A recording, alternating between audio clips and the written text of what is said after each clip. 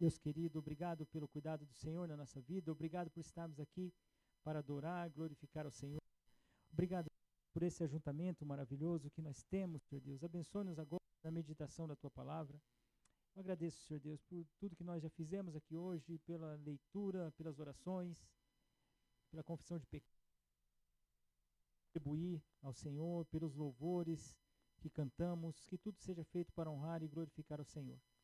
Obrigado, Deus, por essa bênção de estarmos juntos. Abençoa-nos, Senhor Deus, na meditação da Tua Palavra, que o Espírito Santo do Senhor nos ilumine, Senhor Deus. É o que nós te pedimos, em nome de Jesus. Amém. Amém.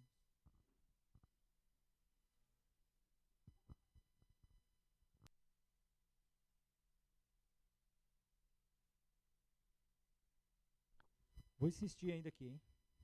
Vou insistir aqui. Vamos lá. Queridos, bom estarmos aqui louvando a Deus. Deus venha nos abençoar, que essa união nunca falte para nós. Nós cantamos isso. Nós cantamos que um dia seremos um só rebanho, um só pastor. Nós estaremos juntos com o bom pastor, Jesus Cristo. Nós dissemos que, a começar em nós, quebra corações, começando pelo nosso, né? Para que nós sejamos todos um, como Deus é em sua igreja, Ele é em nós. E nós dissemos a Deus que reconhecemos que foi pago um alto preço para que a gente fosse família, para que a gente fosse a igreja dele. O fato de fazermos parte da igreja, é preciso que nós saibamos, foi pago um alto preço para nós pregarmos o que nós pregamos, para nós entendermos o que nós entendemos, para nós seguirmos o que nós temos entendido ser a fé cristã. Eu fico pensando, queridos, há muitos ataques e haverão muitos ataques com relação à igreja do Senhor. Se é algo, Deus, peço a você que preste bem atenção. Você faz parte da igreja do Senhor. Deus chamou você. Deus salvou você. Deus deu o seu único filho para que você fizesse parte da igreja. Você foi chamado pelo Senhor. Você foi chamada pelo Senhor. É precioso você fazer parte da igreja. Não podemos negociar com nada, irmãos. Devemos lutar pela unidade minha e sua em Cristo Jesus. Nós devemos lutar pela fé que nós professamos. Igreja não é um grupo secreto. Igreja é um grupo escolhido. Igreja é um grupo em que Deus olhou e, assim como Noé, eu penso nisso, né? Deus achou graça, desejo dele em nos salvar. Eu penso que esse pensamento estava diante de Paulo quando ele foi encontrar irmãos de Jerusalém, visto que Paulo entendeu o ministério dele sendo aos gentios. Então Paulo vai falar com os irmãos de Jerusalém e diante daquela fala para com aqueles irmãos, ele defende não os gálatas, não os gentios encontrados, não a ele mesmo e seu apostolado. Ele defende a fé que ele pregava. Ele defende a Cristo, ao evangelho ao qual ele foi chamado e dele era um ministro. Eu queria que você refletisse sobre o que você entende do seu chamado, o que você entende de você fazer parte da igreja do Senhor, de você ter sido alguém que Deus olhou e falou, eu vou salvar, segundo a minha graça. Isso antes da fundação do mundo, antes de você tivesse a possibilidade de escolher ao Senhor, Ele agiu de misericórdia. Eu queria que você pensasse sobre isso. Paulo vai encontrar os irmãos de Jerusalém. Paulo vai falar com os irmãos de Jerusalém, mas é inegociável querer acrescentar algo ao Evangelho, sendo que o Evangelho é o sangue de Cristo derramado na cruz para a salvação daqueles que creem. Isso é o Evangelho.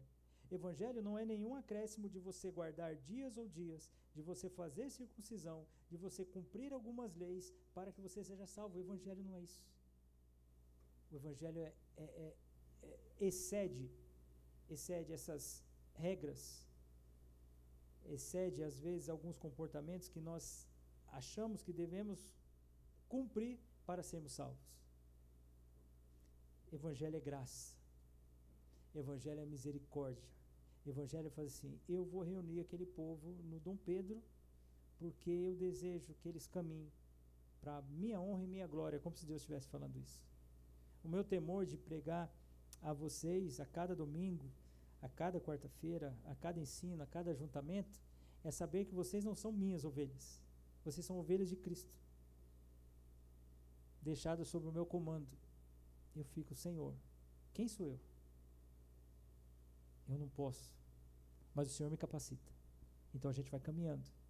E eu vou desenvolvendo esse dom segundo a multiforme graça de Deus. Foi o texto que foi lido de 1 Pedro capítulo 4. São os dons de Deus acontecendo na igreja. E a igreja vai caminhando. Irmãos, quando há divisões, quando há dissensões, quando há discussões, isso é um mal para a igreja. Devemos lutar pelo mesmo evangelho. A igreja não é uma visão minha, é uma visão nossa. O propósito é nosso. A diferença são os dons e exercício.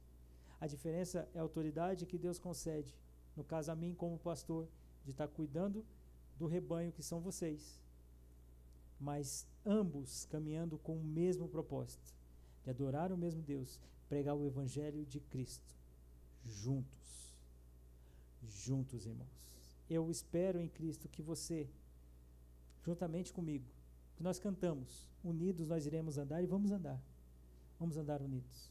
Vamos ter alguns percalços no meio do caminho? Vamos. Alguns encontrões, né? Mas nada que o perdão, o sangue de Cristo, não faça com que eu e você peçamos perdão uns aos outros e caminhemos para a honra e glória do Senhor, juntos. Quero frisar essa palavra. Capítulo 2 de Paulo, ele passa a falar de 14 anos depois. Mas como nós vimos na semana passada, ele dando testemunho, né? E o tema foi a minha vida, né? Um testemunho para a glória de Deus. Nós vimos que Paulo, que decorridos 3 anos, então, e essa palavra então, como eu disse a você, é uma ligação do próximo acontecimento, né? Ela aparece ali no versículo 18, ela vai aparecer depois ali, né? Essa mesma ligação é a mesma palavra no grego, né? Esse então, esse depois, e depois no início do capítulo 2, não tem na nossa Bíblia em português, na tradução, mas o termo grego é o mesmo verbo de ligação. Ele está ligando essas ideias, dizendo que decorrido 3 anos, ele foi para Jerusalém, ele foi para estar com Cefas, com Pedro, ele permaneceu 15 dias. Paulo está deixando claro para os irmãos, olha, a autoridade veio de Deus, eu estive com os irmãos, eu quis estar com os irmãos, eu quis visitar os irmãos, eu quis me fazer conhecido aos irmãos, mas eu passei 15 dias, então tudo aquilo que Deus me ensinou, tudo aquilo que Deus me falou, não veio de uma série de ensinamentos que eu tive dos apóstolos, não, veio do próprio Deus. Aí Paulo está defendendo, claro, que o apostolado dele, né? Ele frisa que ele não viu, né, outro apóstolo, senão Tiago, que é irmão do Senhor, e nós vimos irmão do Senhor mesmo, né? Filho de Maria com José, um líder na igreja. Ele chama depois de coluna, né, da igreja, o Tiago. Então ele viu esses irmãos e ele está dizendo, irmãos, o que eu estou falando para vocês é a verdade. Foi isso que aconteceu. Então a minha autoridade em pregar o evangelho para vocês, em ser um apóstolo, em trazer a verdade, o evangelho de Cristo, é porque Deus me salvou e assim o fez. E ele diz, olha irmãos, eu não era conhecido das igrejas da Judéia, que estavam em Cristo Jesus, mas eles ouviam dizer de mim. Paulo não parecia ser uma testemunha de Cristo, ele era uma testemunha de Cristo. Então não era só o que as pessoas viam em Paulo, mas era o que as pessoas sabiam de Paulo. Era um homem que ele vivia a fé, e isso fazia dele aquele testemunho. E o versículo 24 termina dizendo que as igrejas que até não conheciam Paulo, mas ouviam dizer de Paulo, glorificavam a Deus por isso. É aquele testemunho que glorifica a Deus. É uma vida que impactava vidas. Esse era o testemunho do apóstolo Paulo. Agora ele dá uma informação que 14 anos depois ele foi para Jerusalém. E é interessante, como eu disse aos irmãos, na contagem, né, da época dos judeus, né, eles podiam contar parte de um ano como um ano. e parte do segundo ano, do último ano, por exemplo, se não fosse o ano inteiro, podia ser parte daquele segundo ano, um ano também. Então pode não ser 3 anos completos, podiam ser 2 anos. Então quando ele diz 14 anos, podiam não ser também 14 anos completos, mas sim parte de um ano e parte de outro ano e talvez 12 anos. Por que eu quero frisar com isso? Para entendermos que visita foi essa. Alguns defendem que essa visita de 14 anos depois foi a visita ao concílio de Jerusalém, que acontece em Atos capítulo 15. Mas Paulo não dá detalhes desse concílio aqui, relatando, né, aos irmãos da Galácia. Mas há uma outra visita em Atos capítulo 11 que foi levar donativos à igreja de Jerusalém. Então, possivelmente, essa foi essa viagem que ele está fazendo. A viagem que ele fez com Barnabé para levar donativos à igreja em Jerusalém. Por outro lado, quando ele diz 14 anos depois, eu subi outra vez, não quer dizer que foi uma segunda vez depois daqueles 3 anos. Pode ter acontecido outras vezes que Paulo foi a Jerusalém. Por que eu estou frisando isso, queridos? Porque Paulo vai começar a dizer aos irmãos, ele vai tratar sobre isso na carta, sobre a circuncisão, né, sobre a autoridade, ele vai continuar falando sobre isso. Mas agora, no capítulo 2, ele diz assim, olha, eu subi a Jerusalém, importante vocês saberem, eu não subi sozinho, comigo estava Barnabé e Tito. Então, é preciso que os irmãos entendam, olha, eu subi em obediência a uma revelação, e eu lhes expus o evangelho que prego entre os gentios. Paulo está dizendo, fui diante dos irmãos 14 anos depois, como nós vimos a cronologia, pode ter sido 12 anos depois, parte de um ano, parte de outro ano, contaria ali 14 anos. Então Paulo subiu, foi a Jerusalém. Estando em Jerusalém, Paulo foi em companhia de 2 pessoas, Barnabé, possivelmente e provavelmente, os irmãos da Galácia conheciam. Quem era Barnabé? Barnabé era um levita. Ele era, lá em Atos 4,36, diz que José, a quem os apóstolos deram o sobrenome de Barnabé, que quer dizer filho da exortação, levita, natural de Chipre. Então, ou seja, estava comigo um judeu, Barnabé, levita, conhecido da igreja de Jerusalém, aos irmãos da Galácia. Muito bem. Mas estava comigo Tito. E quem era Tito, queridos? Olha, dê uma olhada no versículo 3. Tito era grego. Então havia um judeu e havia um grego. Havia alguém que era descendência dos judeus, lembrando o contexto de Gálatas, né, os judaizantes, aquele dever de circuncidar. Agora eles estavam ali diante de um relato de Paulo. Eu estive lá, fui com Barnabé e fui com Tito. Mas importante, irmãos da Galácia, eu fui obedecendo uma revelação de Deus. Paulo vai trazer para os irmãos, né, vai levar os irmãos ao pensamento que assim, queridos, preste atenção. Eu não subi para chegar em Jerusalém, pegar a autenticação dos apóstolos para eu poder pregar o evangelho. Não, não foi por isso. Eu subi diante de uma revelação de Deus, que não está exposta para nós especificamente qual foi essa revelação, mas ele entendeu que Deus demonstrou e deixou claro que ele precisava ir para Jerusalém. 14 anos depois, ou precisamente talvez 12 anos depois. Então, antes de ir para Jerusalém, nessa vez, Paulo já estava trabalhando no evangelho. Paulo já estava pregando o evangelho. Quando ele foi lá, é importante, irmãos da Galácia, entenderem, não é uma autenticação que eu estava buscando dos apóstolos, mas eu fui a Jerusalém acompanhado de 2 irmãos, um judeu e um gentil, Barnabé e Tito. E é importante, e cristãos que querem viver juntos pelo evangelho de Cristo, eles precisam saber que todos eles obedecem. Todos eles vivem em obediência. Entendem a quem? Não foi algo do qual os apóstolos, olha, manda vir Paulo aqui que a gente precisa saber o que ele está fazendo. Não foi isso que aconteceu. Não foi Paulo falando, será que eu estou pregando mesmo o evangelho? Eu preciso saber se eu preciso da autenticação dos apóstolos. Não. Foi uma revelação divina que fez com que Paulo saísse dali e fosse até Jerusalém. E encontrasse lá com os apóstolos. Lá ele vai ter alguns desafios, nós vamos ver na sequência do texto. Mas é importante a gente entender que Deus, né, quando Deus nos chama, nos é revelado o Evangelho, todos nós, queridos, nós temos um propósito de vida. O primeiro deles, adorar a Deus. Adorar ao Senhor. Glorificar a Ele. Viver para a honra e glória do Senhor. Por isso fomos chamados.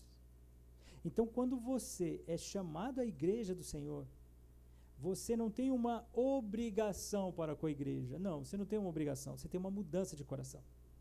Você vai ao Senhor para adorá-lo, porque você já entendeu claramente quem você é. Paulo falou, diante de uma revelação divina, eu vou até Jerusalém, e eu vou levar comigo o Barnabé, judeu, e Tito também. Segundo aquela visita de Atos capítulo 11, se assim o for, inclusive Barnabé foi junto com Paulo, foi atrás de Paulo. Então, diante disso, ele chega lá em Jerusalém. E ele expõe, isso é importante, ele expõe o evangelho entre os gentios. Ele diz isso ao lhes ali, e lhes expus. Aqui, dá para a gente entender que pode ser aqueles que ele chama ali aos que são de maior influência, pode ser eles. Mas o lhes também pode nos remeter aos outros irmãos dali de Jerusalém que estavam vindo, aos outros crentes. E o que Paulo faz em Jerusalém? Ele expõe o evangelho que ele já estava pregando. Ele chega em Jerusalém e ele diz para os irmãos, olha, irmãos, eu prego Jesus crucificado, Jesus ressuscitado, Jesus que morreu, ressuscitou, perdoando os nossos pecados, Jesus que voltará para buscar a sua igreja, Jesus que nos transforma o coração, Jesus que pagou pelos nossos pecados, Jesus que cumpriu as promessas dele referidas no Antigo Testamento. Esse Jesus que eu prego. Então, quando ele chegou em Jerusalém, ele só foi expor aos irmãos aquilo que ele já fazia. E isso é importante, queridos. É importante que os outros irmãos de Jerusalém, sendo eu, ainda que um missionário, se assim a gente pode dizer, um mensageiro de Deus, um apóstolo levado aos gentios, é preciso que os irmãos de Jerusalém saibam que o evangelho que eles pregam é o mesmo que eu prego. Entende, queridos? Por isso que não há, e aí me remete ao início da carta aos Gálatas.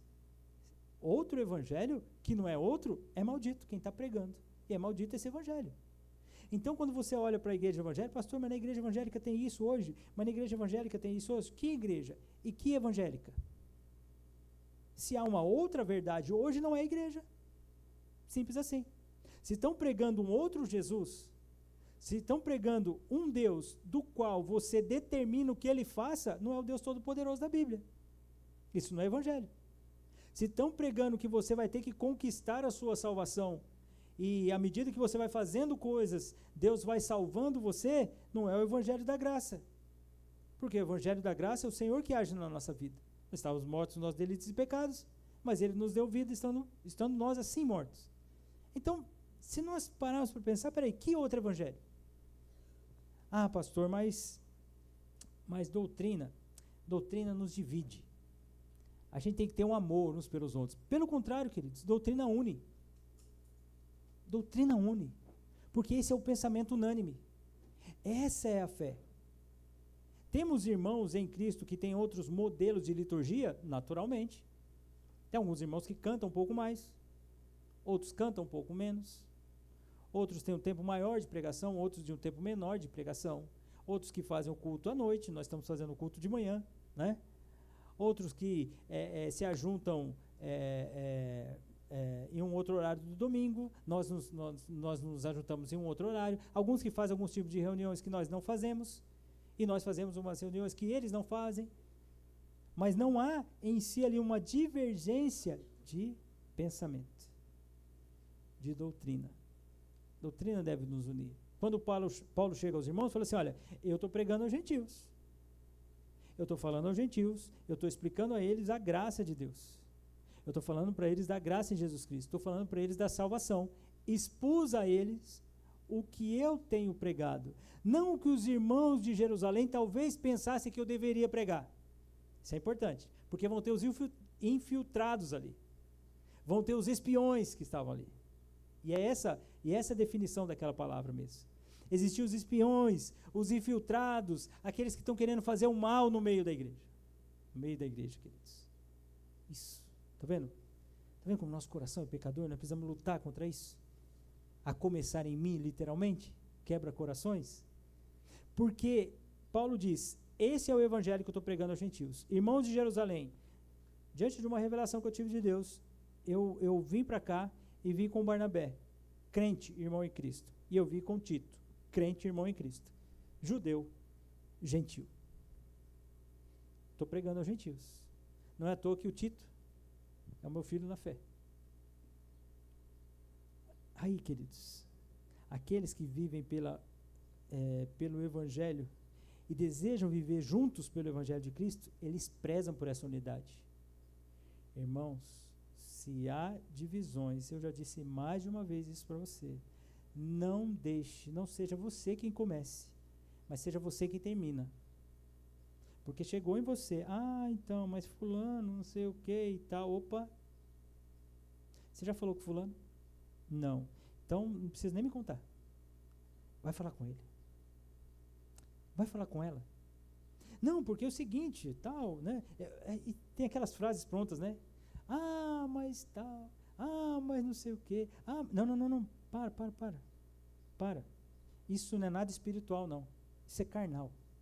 Isso causa divisão. Paulo confronta os irmãos de Corinto. Eu sou de Pedro. Eu sou de Cefas. Eu sou de Cristo. Aquela divisão na igreja. Como isso? Não, gente. Não, a igreja não é para viver assim. A igreja é para viver unida. Igreja é para viver unida. Então, se há problemas, há dificuldades, inclusive começando por mim, venha falar comigo. Não tem problema nenhum. Nós vamos acertar, nós vamos conversar. Mas não seja agente de divisão. Nem aqui na nossa igreja, nem em lugar nenhum. Mas como a gente está tratando do contexto da pregação de Paulo aos irmãos de Jerusalém, escrito aos Gálatas, é imprescindível que eu fale para nós. Não deixe. Se alguém está com problema com alguém, encoraje. Você ficou sabendo? Encoraje você, essa pessoa, a ir. Seja um agente pacificador. Seja ali um intercessor. Seja um intermediário. Para fazer com que essas pessoas se unam e vivam para a honra e glória do Senhor. Longe disso, queridos, não é igreja, é clube. Se nós conseguimos viver juntos, separados, mas como assim, pastor? Isso aí ficou meio paradoxo. Aparentemente estamos juntos, mas de coração nós estamos separados, isso não é igreja, irmãos. Ou então a igreja está em pecado. Precisa tratar. É triste quando eu vejo relatos sobre isso. Fulano, tal, não sei o quê. É simples, meus irmãos. Sabe como funciona? Igreja acontece da seguinte forma: você está na igreja, você chega na igreja, você fala assim: o que esse pastor está pregando? Fala assim: esse pastor está pregando a Bíblia. Olha, joia. Como é que é a escola dominical dessa igreja? Opa, vou conhecer a escola dominical. Como é que é o culto de oração? Vou conhecer o culto de oração. Como é que é a reunião das mulheres? Vou conhecer a reunião das mulheres. A reunião dos homens? Vou conhecer a reunião dos homens. Como é que eles fazem? Eles dizem que tem um dia no ano que eles se ajuntam e ficam 4 dias. 4 dias eu quero ver como é que esse pessoal se comporta, hein? Eu quero ver como é que eles vão tomar café juntos. Quero ver como é que eles vão jantar juntos. Quero ver como é que vai ser a divisão dos quartos, sendo que eu vou estar daquele quarto lá e eu vou participar disso. Isso eles chamam de acampamento. Eles fazem isso. Eu quero saber como é que funciona lá. Como é que ele lidar? Como é que é o pastor uniformal? Como é que é a família do pastor? Importante eu conhecer. Vai ser um homem que eu vou seguir? Vendo isso, queridos, conhecendo a igreja, crendo como nós cremos, assim você faz parte da igreja. É isso. Diante da nossa estrutura, nós não temos ainda uma sala de novos membros, né? É porque nós temos uma sala só, né? Então fica mais difícil de fazer uma sala de novos membros, que daí eu teria que ministrar esses novos membros, e aí como é que fica os velhos membros, né?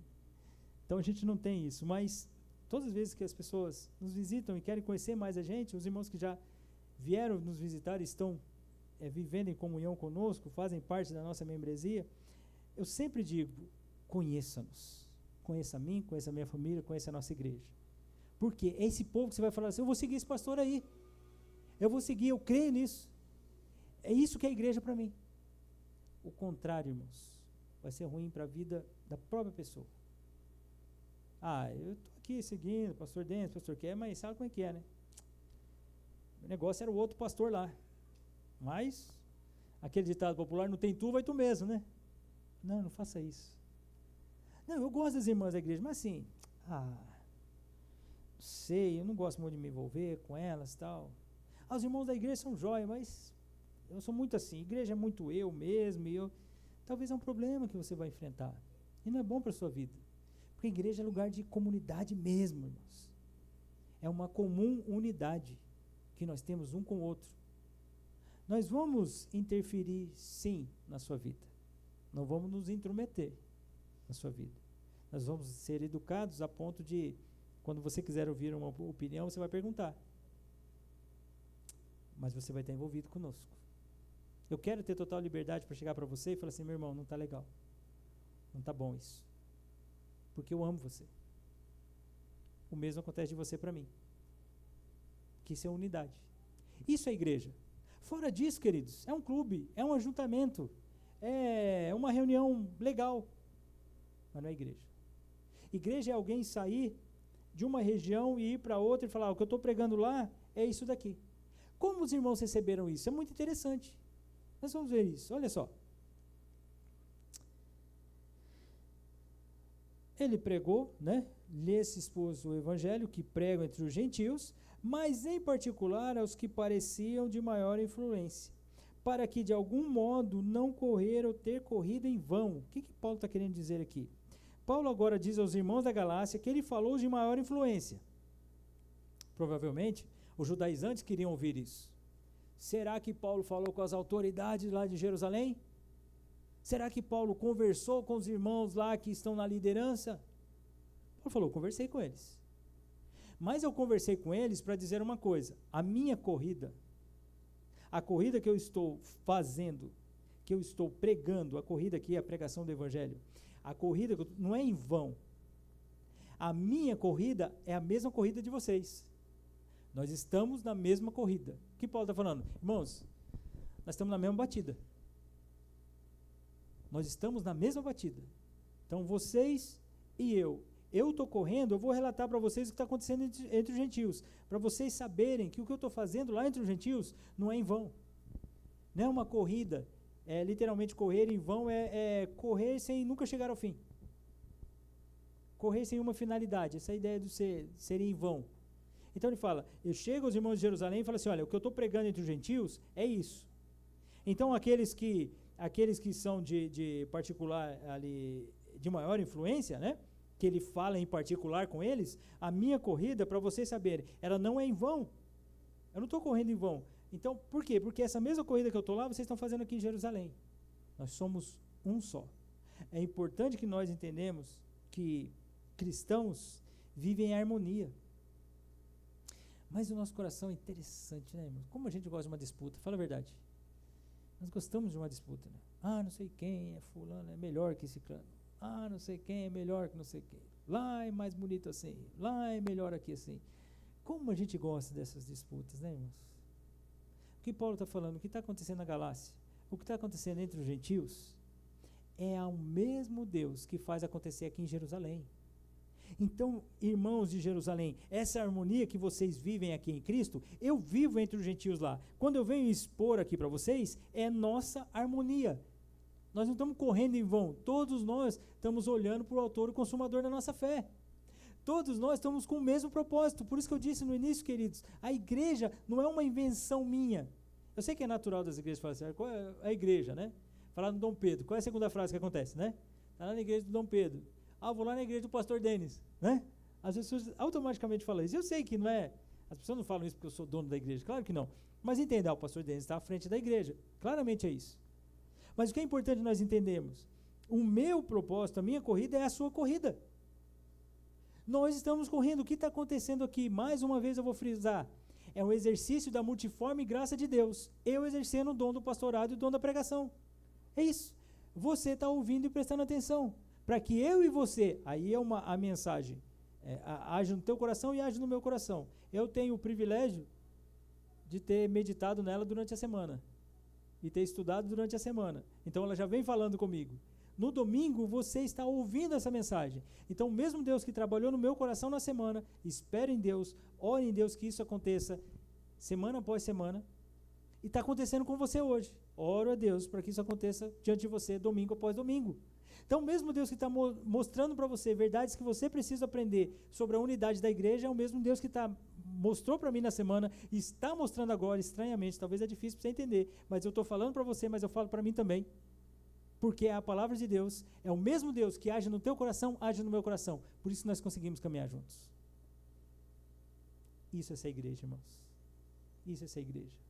Mas Paulo ainda continua falando que além dessa harmonia, dessa obediência, desse prezar da unidade, Paulo fala de outra coisa aqui no versículo 3, importantíssima. Contudo, nem mesmo Tito, que estava comigo, sendo grego, foi constrangido a circuncidar-se. Opa! Quem era o Tito? Tito era o grego. Tito diz que ele era filho da fé, desculpa, irmãos, filho da fé de Paulo. Diz lá na primeira carta de Tito, capítulo 1, versículo 4, que Tito é o verdadeiro filho, segundo a fé comum. Graça e paz da parte de Deus Pai e de Cristo Jesus nosso Senhor. Foi a saudação de Tito em sua carta, né? Aliás, de Paulo, a sua carta a Tito, né? Então, esse verdadeiro filho na fé. Mas é muito importante para aqueles irmãos que estavam em Jerusalém entenderem. Tito não foi obrigado a circuncidar. Lembrando, ele não foi para Jerusalém expor o evangelho? O evangelho que ele estava pregando? O evangelho que ele estava pregando não obrigava Tito a circuncidar. Porque não há obras que levem à salvação. Não há obra nenhuma que leva à salvação. Querido, você pode fazer caminhada, você pode fazer sacrifício, você pode se mutilar no seu corpo, você pode guardar dias e dias. Isso não salva. O que salva é a graça em Cristo Jesus. Esse evangelho que Paulo estava pregando aos gentios salvou a Tito, o grego, e ele não era circuncidado. Quando chega em Jerusalém, quando encontra os irmãos vivendo a fé, prezando pela unidade, os irmãos falam assim, peraí, Tito não precisa circuncidar mesmo. Por quê? Porque isso não faz parte da salvação em Cristo Jesus. Isso demonstra o quê, queridos? Isso demonstra a harmonia que aqueles cristãos estavam vivendo. Eles compreendiam a fé e entendiam, Tito é grego, então grego não faz parte do judaísmo, então não faz parte do judaísmo, não foi circuncidado, então precisamos circuncidar Tito. Não precisa. Tito é nosso irmão. Olha isso, irmãos. Está vendo, queridos? O que nos une? Por isso que eu iniciei no culto pensando, refletindo com você sobre isso. Olha o que nos une. O que nos une é a graça de Deus. O que nos une não é simplesmente um ser legal com o outro, além de ser legal com o outro, seja obrigatório. Que é respeito, é educação e é uma demonstração de amor. Mas não é isso que marca a nossa união. A nossa união é marcada por Cristo, pelo evangelho que nos salvou. Então, estando com Barnabé, um judeu convertido, agora está junto comigo, Paulo dizendo, Tito, um grego convertido. Os próprios irmãos de Jerusalém falaram, não é obrigado a circuncidar. Isso é para aqueles judaizantes da Galácia falarem assim, nossa, nós estamos obrigando gente a circuncidar aqui. Nós estamos obrigando gente se ele for cristão mesmo, ele precisa ser constrangido a circuncidar. Paulo fala, não. Aqui em Jerusalém, vocês não estão reputando aqui Jerusalém como aqueles de maior influência? Então, eu estive com eles. Nem eles mesmos falaram, olha, Tito tem que circuncidar. Por quê? Porque isso não faz parte da igreja. Igreja é unidade. E quando a gente refletiu no capítulo 1, fica visível ali que os judaizantes estavam pensando assim, Paulo está abrindo as portas do evangelho aqui, deixando a porta que era estreita um pouco mais larga, para que os gentios entrem na porta da fé sem a circuncisão. Aí Paulo fala, eu agradar homens? Não, meus irmãos, isso é o evangelho. Isso é o evangelho. Irmãos de Jerusalém, assim como eu que estou pregando esse evangelho, entendem que Tito não precisa circuncidar, sendo ele grego. Ou seja, entre outras palavras, o que vocês estão fazendo aí na Galácia? Vocês estão falando para os irmãos circuncidarem para ser crente? Isso não precisa, queridos. Mas, irmãos, às vezes nós criamos regras para não desfrutarmos da harmonia cristã. Às vezes nós criamos regras para nos distanciar, para não fazer com que a gente desfrute. A gente vai criando barreiras que já foram destruídas na cruz de Cristo. Nós criamos barreiras. Eu sei que você vai ter afinidade com algumas pessoas mais que outras pessoas. Entendo claramente. Talvez pela idade, talvez pelo conhecimento do passado, talvez pelo tipo de vida, talvez pelos filhos, né? Talvez pela realidade que está vivendo. Entendo tudo isso. Isso não pode ser um aval para você não desfrutar da comunhão com os outros irmãos. Eu fico feliz aqui quando eu vejo os jovens sentados na mesa junto com os mais velhos. Fico muito feliz com isso. E mais do que isso, conversando com os mais velhos. Eu fico muito feliz com isso. Pastor, mas a nossa igreja vai crescer. Aí vão ter mais jovens. Os jovens rapidamente vão se unir. Eu sei disso. Mas eu vou sempre, queridos, sempre encorajá-los a ouvir os mais velhos, a estar com os mais velhos, a desfrutar da comunhão dos mais velhos. Lembro que, confessando o meu pecado aqui, já pedindo perdão aos irmãos, nosso acampamento a gente estava jogando futebol. Isso cortou meu coração. A gente estava jogando futebol. Irmãos, futebol é o seguinte, né? Assim, tem um número certo de jogador. Porque daqui a pouco você não consegue tocar um para o outro, não consegue fazer aquela jogada, né? E a gente estava no acampamento, campinho pequeno.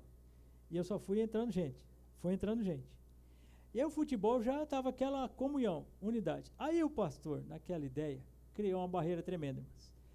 Assim, irmãos, vamos colocar 5 por 5, aí tem o próximo?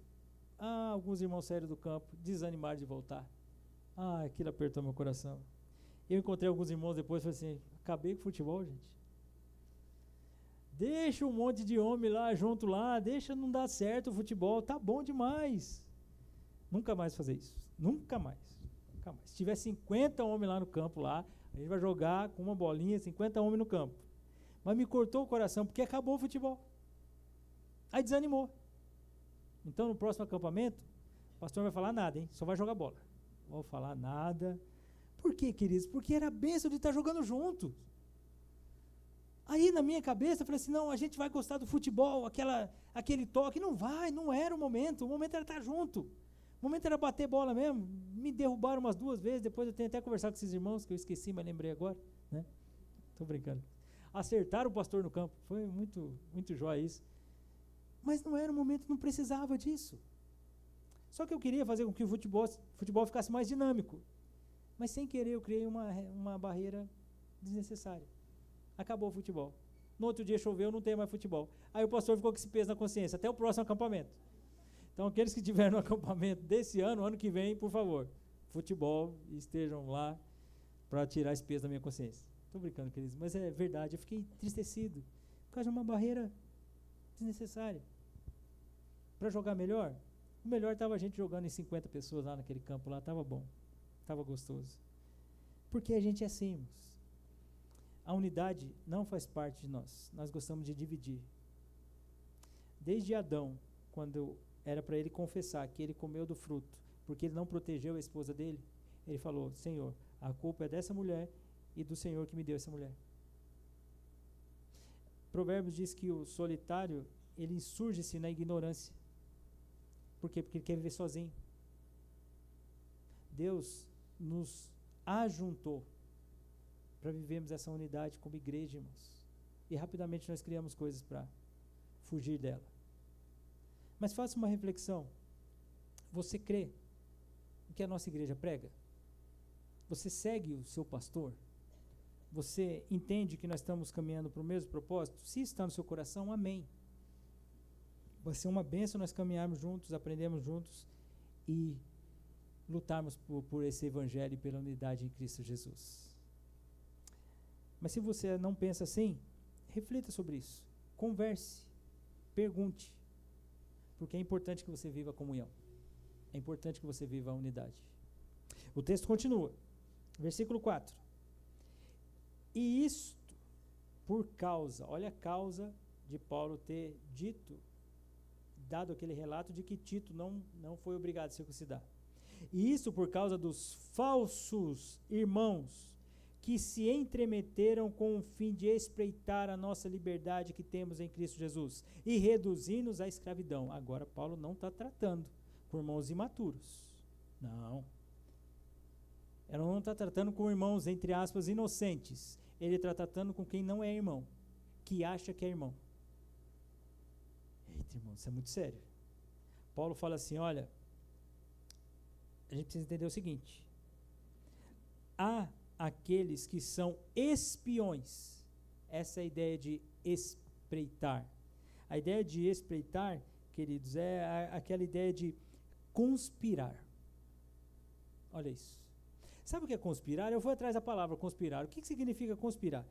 Conspirar é secretamente planejar junto com outra pessoa ações contra alguém. Conspirar é ser um dirigente ou um governante que tem como objetivo a destituição, a desgraça, a morte. Isso é conspirar. Conspirar quer dizer conluiar, fazer um conluio, é tramar, é maquinar. Agora, eu gostei demais dessa definição. É a definição do dicionário. Conspirar quer dizer conversar baixo, sussurrar, cochichar, maquinar contra alguém. Isso é conspirar. Sabe o que Paulo estava dizendo? Existem irmãos que eles entraram furtivamente. Essa é a ideia. Eles se infiltraram na igreja. Olha, irmãos. Então eles se infiltraram qual que é a finalidade deles? Pastor Denis veio de verde hoje, hein? Não sei não, hein? Tá meio moderno. Muito verde aí. Muita esperança aí, não sei o que tal. Mas assim, só pensando aqui, né? O que você acha? Não, você já foi falar com ele? Não, falando com você aqui, porque é o seguinte, eu acho que é muita modernidade, acho que não está muito certo isso aí não. Sabe, aquela coisa que assim, ninguém pode saber, é sussurro, é aquele que se filtrou. Ele não quer o bem, ele quer o mal. A igreja aqui, não, pois é, a igreja aqui, sabe como é que é, não sei o que e tal. Mas assim, só estou falando porque assim, eu estou querendo o bem, olha só, queridos. Isso é infiltrar, isso é tramar. Isso é falso, isso não é irmão. O que Paulo está dizendo, esses que estão falando, tem que circuncidar, eles estão ouvindo aqui, olha aqui, ó. Se vocês estão querendo a autoridade daqueles que são de maior influência, nem eles obrigaram Tito a circuncidar. Agora, vocês estão obrigando porque vocês são falsos. Vocês não são irmãos. Vocês não fazem parte daqueles que foram salvos por Cristo Jesus. Vocês se infiltram, é isso que está dizendo, vocês se infiltram, vocês tramam, vocês são aqueles que estão espreitando, sabe assim? Para fazer o mal. Olha, irmãos, isso na igreja, isso não é fora da igreja. Por isso que lute contra isso. Sabe onde isso pode começar? No teu coração. De repente, você teve alguma coisa que te desagradou. E aí você não foi maduro ou madura o suficiente para tratar isso. E aquilo foi criando raiz. Mais raiz. Raiz de amargura. Ficou profundo o negócio. Aí você vive amargurado. Por quê? Porque você não tratou.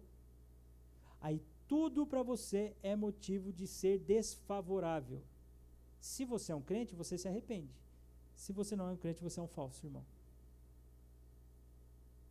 Você é um pseudo-irmão, essa é a ideia do falso irmão que Paulo coloca. Esses querem fazer o quê? Ao fazer com que a gente pratica a circuncisão está tirando a nossa liberdade em Cristo. Nós somos livres em Cristo. Nós temos esse relacionamento de irmãos. Sendo Tito grego, sendo Barnabé judeu, sendo eu um judeu convertido.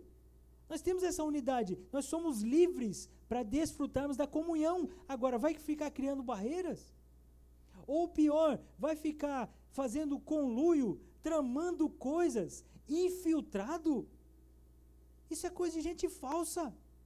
Isso não é coisa de crente. Irmãos, que isso não brote no teu coração. Olha o que Paulo diz no capítulo 5. Pegue comigo, por favor. A palavra do Senhor eu vou ler para você aqui. Capítulo 5, versículo 1. Para a liberdade foi que Cristo nos libertou.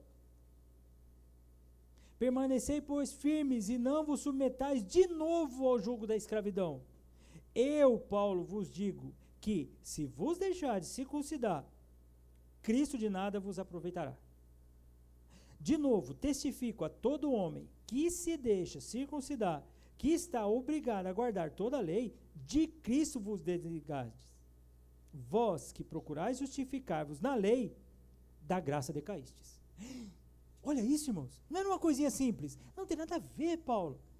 Não, circuncida, porque a lei manda isso daí. Não, mas Cristo fala que não precisa disso. Ele cumpriu a lei. Agora é circuncisão do coração. Não, Paulo, mas é o seguinte. Paulo, sabe como é que é? Paulo está querendo aí abrir a porta para os gentios aí e está querendo fazer tudo o evangelho mais fácil. Seguinte, vocês estão vendo aí o que Paulo está fazendo? Vocês estão vendo?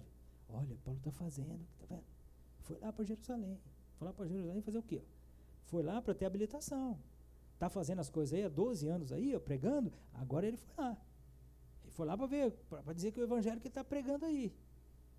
Seguinte, Tito foi com ele. Sei não, hein? Eu acho que o Tito vai voltar circuncidado, porque Tito é grego. Estou falando para vocês aqui, porque é o seguinte, nós somos irmãos, hein? Olha, irmãos, isso é falso. Paulo fala, essas pessoas estão fazendo isso, se espreitando e se filtrando na igreja, isso não é irmão, não. Isso não é irmão, não. Isso não é crente. Isso precisa do evangelho. Irmãos, se é uma das coisas mais sujas que acontece na igreja, é maledicência. Maledicência é sujo. Maledicência é maligna. Não deixe que isso aconteça. Não deixe, não deixe. Trate com a pessoa, fale com a pessoa. Está insatisfeito? Primeira coisa que você faz, ore, peça a Deus tirar isso do teu coração. Perdoa e muda. Não fique fazendo coisas. Igreja não é lugar de ficar desse tipo de conversinha, desse sussurro maligno. Dessa ideia de conspirar. Conspiração não faz parte de crente. Crente não faz conspiração. Crente faz oração. É isso que, sabe, essa unidade que eu e você precisamos lutar para não deixar que isso aconteça, queridos. Paulo ainda continua dizendo, aos quais, queridos, nem ainda por uma hora nos submetemos, para que a verdade do evangelho permanecesse entre vós. Então, aqueles que se infiltraram, tentando conspirar contra nós. Paulo, é o seguinte, Tito chegou aqui, nós estamos aqui, né, nós temos um acordo aqui entre os judaizantes, Barnabé é o levita, né? Então, tudo certo, mas com Tito é o seguinte, precisa circuncidar. Para falar, não, irmãos, não vamos submeter com vocês nem uma hora. Não vamos nem dar, como é que a gente fala? Dar corda, né? Não vamos nem dar corda para vocês. Isso daí não é evangelho. Isso daí não é evangelho. Nós não vamos submeter com vocês nem uma hora. Para quê, queridos? Para que os gentios entendam que o evangelho que eu prego é o mesmo evangelho que os irmãos verdadeiros, não falsos irmãos de Jerusalém estão pregando. Então eu luto com os irmãos de Jerusalém. Irmãos lutam juntos. Irmãos lutam juntos pelo evangelho. Falsos não lutam. Falsos conspiram. Falsos, eles na verdade, eles entram sorrateiramente, eles se infiltram, porque eles só querem fazer o mal. Igreja não. Salvo não. Salvo luta pela unidade. Salvo não fica de maledicência. Salvo não fica levantando falso. Salvo não fica inventando história. Salvo não fica imaginando coisa, eu acho que é isso. Você acha, você não tem certeza, não tinha nem que falar. Você não sabe. Você não sabe. Você está achando, mas achar é uma coisa. Achar, todo mundo pode achar qualquer coisa. Já perguntou? Já tirou a dúvida? Já foi atrás? Não, então não tem que ficar levantando coisas. Ah, eu acho, pastor. Eu ouvi de quem? Ah, ouvi de fulano. Como é que o fulano sabe? E por que o fulano falou com você? E por que você e o fulano não foram falar com tal pessoa? Ué, não estão lutando juntos pela unidade? Não, pastor, eu estou percebendo. Eu tive a sensação. Ah, irmãos, poxa vida, você perceber e ter sensação, isso não é base para nada. Cristãos vivem a verdade, queridos. O meu desejo é que eu e você vivamos unidos no mesmo propósito. Quando Paulo vai falar com os irmãos de Jerusalém, ele chega lá, eu fico imaginando a alegria de Paulo. Fico imaginando a conversa. Eu só imagino, a Bíblia não diz, né? Ó, irmãos, está aqui Barnabé, já conhece Barnabé, né? Homem que ofertou lá no início da igreja. Ah, Barnabé. E aqui é o Tito. Preguei para o Tito. Homem de Deus. Tito vai ficar em Creta. Os cretenses são difíceis. Cretenses são conhecidos por ventres mentirosos. Mas Deus converteu o coração do Tito. Tito é um homem firme. Seguinte. Creu no Senhor Jesus, eu disse claramente para ele, não precisa circuncidar, Tito. A salvação não é por obras, é a graça de Deus. E eu fico imaginando a alegria de Paulo, os irmãos. Paulo, você está certo, meu irmão. A graça de Deus. Jesus é o cumprimento da lei. Ninguém consegue cumprir a lei. Ninguém consegue. Jesus é o cumpridor da lei.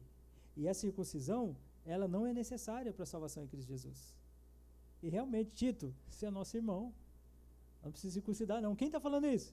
Tem os irmãos lá na Galácia que estão levantando isso. Inclusive, tem os irmãos aqui em Jerusalém. E essa foi a discussão em Atos capítulo 15, no concílio. Alguns infiltrados aqui em Jerusalém, imaginando a conversa de Paulo com os irmãos lá de Jerusalém, alguns infiltrados aqui estão achando que Tito tem que circuncidar.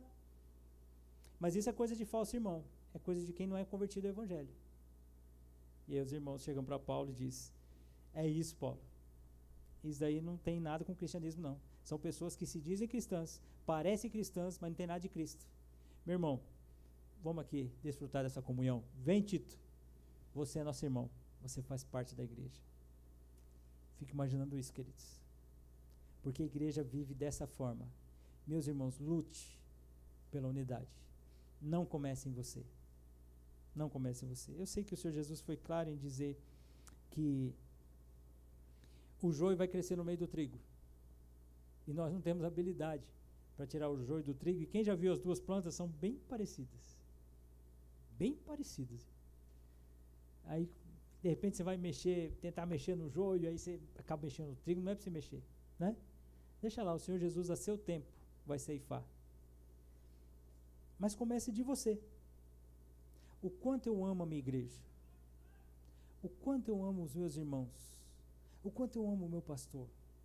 O quanto o meu coração está junto com aqueles irmãos para viver a fé. O quanto os princípios que é ensinado naquela igreja eu quero viver porque eu acredito, assim como aqueles irmãos que estão pregando, que estão desfrutando da comunhão, estão vivendo. Se assim for, eu quero caminhar com os irmãos, juntos, pelo Evangelho de Cristo. Eu entendo que o propósito dos meus pastores, o propósito dos meus líderes, o propósito das irmãs da igreja, dos irmãos da igreja, dos jovens da igreja, dos velhos da igreja é o mesmo que o meu. Então nós vamos caminhar unido aqui. Se não for, você deve refletir. Assim, eu preciso caminhar em unidade. O que está fazendo com que eu não caminhe em unidade com esses irmãos? Às vezes o problema não vai estar lá fora, queridos. E provavelmente não vai estar lá fora, vai estar aqui dentro.